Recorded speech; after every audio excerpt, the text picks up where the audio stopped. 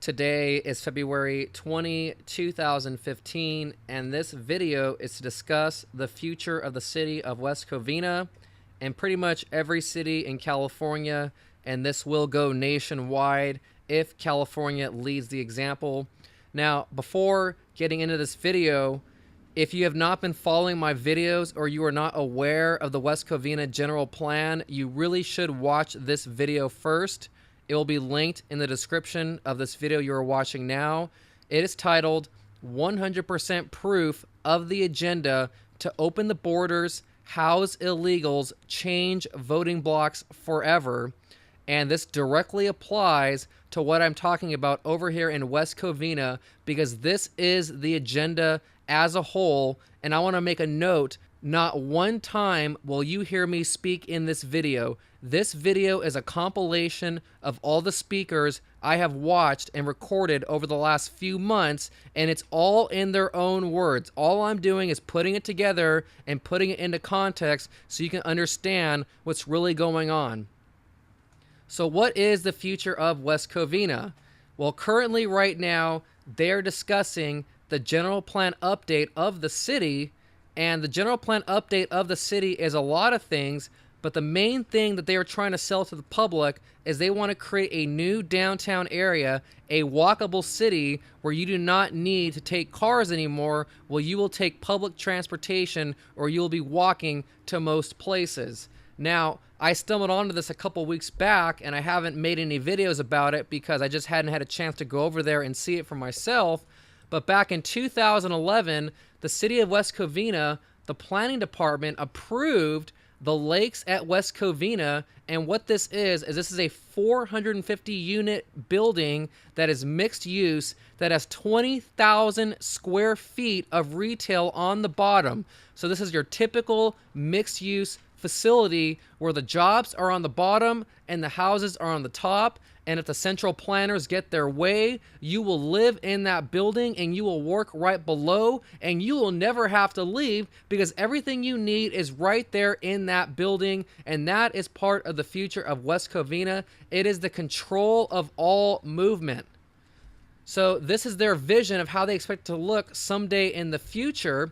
And as you can see here, depending on what your preferences are, obviously it looks nice in this graphic.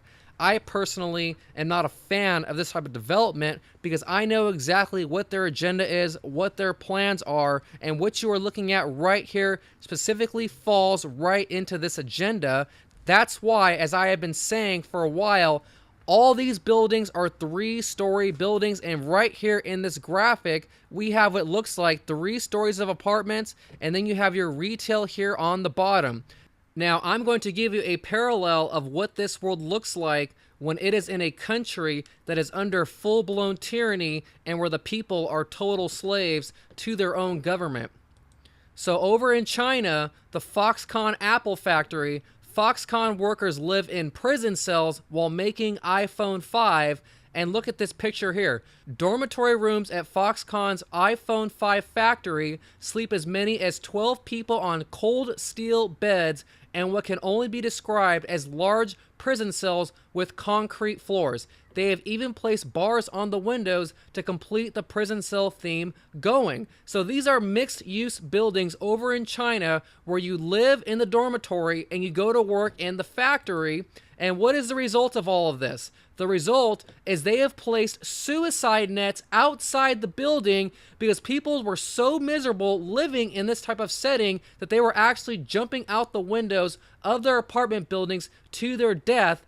So it says here, unpleasant sight, nets to prevent workers from jumping to their deaths are pictured outside one of the Foxconn factory buildings in the township of Longhua in southern Guangdong province. So this is the end result of this type of living where you never leave the building you live in because you live in there, you work in there, all your entertainment is in there, you end up going crazy. Now, I am not saying that in the future the West Covina Lakes mixed-use building will have suicide nets on the outside of it. But the point I am illustrating is we are told in the general plan meetings that they are going away from a model of quality of life, and they care more about a quality of place. And that's what you are seeing right here with this building. It's all about quality of place. It's about how nice it looks, how aesthetically appealing it is to the planners. They don't care that you will not have to leave this building and you will end up being miserable in the long run. They only care about the way it looks. So I'm going to show you that clip right now. The new model is what? It's not quality of life. Where you have a single family home, you have your TV, and you have 2 cars in the garage. But it's more focused on quality of place. So I finally went over to the lakes today to go see what it looks like, and I'm going to show you some video in a second. But I want to say that I may have uncovered something that I was not aware of before. And what's really going on here is they do not need a general plan to build this downtown area, because the general plan has not been passed yet. And as I'm going to show you in person in this footage and on the maps, they've been developing the downtown for years now, but what they are doing is they're looking for an excuse to completely transform the city into something it's not. So here's the video of me earlier today over at the Lakes Development. This is Grindall 61. I'm over here in West Covina. This is the mall in my area. This is going to be the site of the new downtown that they are trying to approve in the general plan update. And if you look behind me, if you can see those wood frames out in the distance, that is a giant mixed-use facility that they are building, and I'm going to go over there right now and go check it out. So here it is right here. This is the new mixed-use project called the Lakes. It is a 450 unit with 20,000 square feet of retail space. Now we're going to come around the side and see what it looks like from the other angle. So here's another angle of it, and as I said, this is 20,000 square feet of retail. And the question I have is, this is a low-income area where the average apartment rental is around $900 to $1,000 a month. How are people going to afford this? Are these going to be affordable housing units that are heavily subsidized by the government? And if so, how do you even know people are going to even be moving into these? I'm going to switch gears now a little bit to jobs. You have a very small job base. So I looked at your numbers, got your numbers from the census, and they're all knowing and all seeing, of course. And I learned that you have 20,000 jobs in the city of West Covina, which is a tiny number given your city size. We don't have enough money on the planet to build 1 million subsidized housing units in California. So subsidized housing is an answer for certain populations. So that's the project there, and as I said earlier, the average rent in this area is around $900 to $1,000, and this is a low-income area, so they plan on building this big, giant apartment facility with retail stores. And how are people going to be able to afford that? And as you saw in the clip with Dr. Nelson, he said that West Covina has a very small job population, so people are not working in this city, yet they are expecting us to be able to move into that type of unit. Now, as I also showed, they're probably going to subsidize the rents in that building, which begs the question, where is that money going to come from? Now, what you are looking at here is a proposed downtown map that's on the planwc.org website. I was standing right here. This is where the Macy's was when I was filming that video. And then right here is the units that they're building right now. So this is the proposed downtown area here in the red. So they're already constructing the downtown area. They do not need to have a general plan update in order to construct the downtown area. Now look at what we are told in the West Covina meetings about the general plan and how they're going to write more codes after the plan is actually passed. We can write that into the code for the downtown area. And when we do the citywide code, hopefully following the adoption of the general plan, we can write into the code for the general plan. So it's going to be a combination of things. It's going to be a combination of stakeholders coming together, taking charge. So look at what he just said right here, and I actually just caught this for the first time. Now, this is the note I made on this video a couple months back when I first watched it, so I was very much aware of them talking about codes, but I missed this part where he says, and when we do the citywide code, hopefully following the adoption of the general plan. So they're going to write a code for the downtown area, pass that as part of the general plan. Then, after the general plan has been passed, they're then going to rewrite the code for the entire city. This is a big deal because they want to change the entire city and they refuse to do it in the general plan. And this guy right here has said out loud on camera in future meetings, he has said that no one is going to lose their house over the general plan. And of course, no one's going to lose their house over the general plan because they're not going to actually write it into the general plan itself. It will be done after the fact because part of the general plan is park expansion.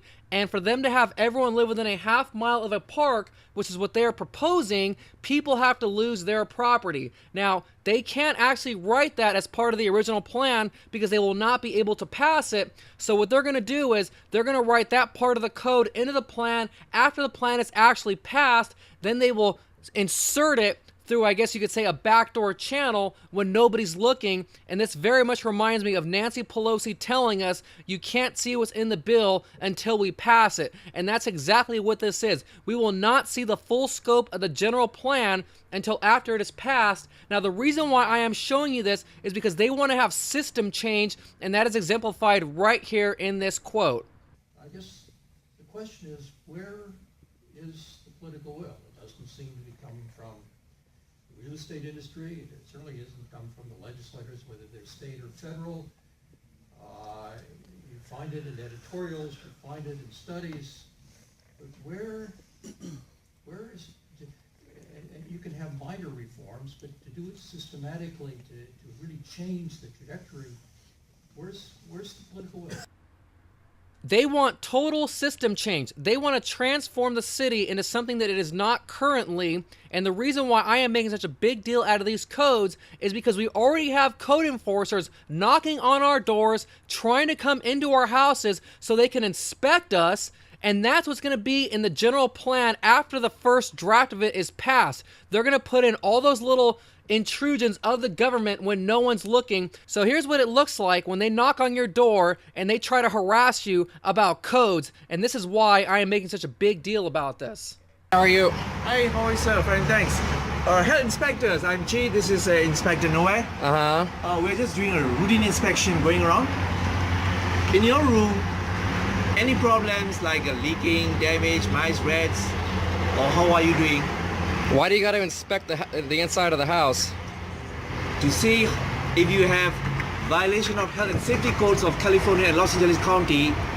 To see if you have violation of health and safety codes of California and Los Angeles County. To see if you have violation of health and safety codes of California and Los Angeles County.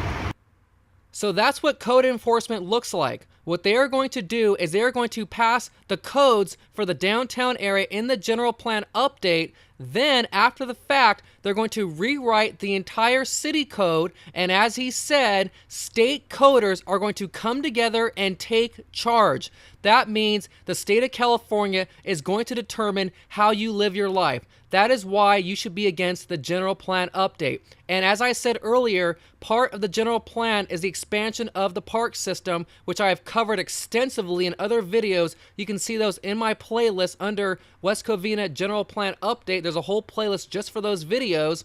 And part of the park expansion, that is an agenda of preserving the lands and making sure people are not able to live in very many places. They only want you living in these stack and pack mixed-use type developments. So here's 3 clips here showing you that there is an agenda to keep us off of the majority of the land. A general plan is a guide.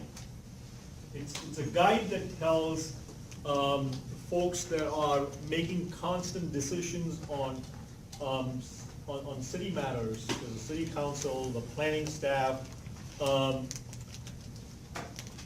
where the city should grow, where the city should preserve its assets, where the city should preserve its assets, where the city should preserve its assets, where the city should add new parks. But that mentality of let's take public lands and designate them wilderness, designate them as a national monument, a national park, is actually growing. Senator Feinstein is attempting that with a great deal of our desert. I like to protect as much of the land as we possibly can. So that's the West Covina General Plan update in a nutshell, and I'm going to sum this all up really quick. So there are several parts to this plan. Number one, the downtown area. This is how they are selling it to the public. That it's going to be this wonderful, nice, walkable area where you won't need to take a car anywhere. And that's why on their own graphic here, it says a comfortable 5-minute walk. We've also been told by Dr. Nelson, that's the clip where they were talking about the jobs in West Covina, that they want to set up a system where everybody lives within a half-mile of a transit station area that is public transportation. In a meeting recently, we were told by a MTA bus official they want to transform Azusa Avenue into a bus corridor with 5-minute bus service. This is all being designed so that you do not have to have a car. And the last thing is the park system, and I have the map right here that I've shown over and over again on this channel. They want to expand the parks so that everybody lives within a half-mile of a park. Everything is within a half-mile because they want you walking everywhere. They don't want you in your car anymore. And so what they are going to do is very sneaky. The general plan itself that they're going to pass in the city council will be for the downtown area. Then, after it's all over, state coders are going to come in and take control, and they're going to rewrite the code for the entire city. So the codes that they are more than likely going to write are going to involve this park expansion, because if all these parks get filled in, because we were told they want to fill in all these circles of parks, almost the entire city will be one giant park, which means you will not be allowed to live in the majority of the city, and the only way for them to do that is to use code enforcement to force you off your property. And as you saw in that video earlier, they're already knocking on our doors trying to come in so they can write you up for violations. And it's so sneaky the way they're doing it, because I'm sure they're going to write in the plan park expansion, but they will not write the codes for the park expansion probably until after the plan is passed, where they will insert them in with their own little sneaky state coders. So that's all for now. Grindall61 signing out.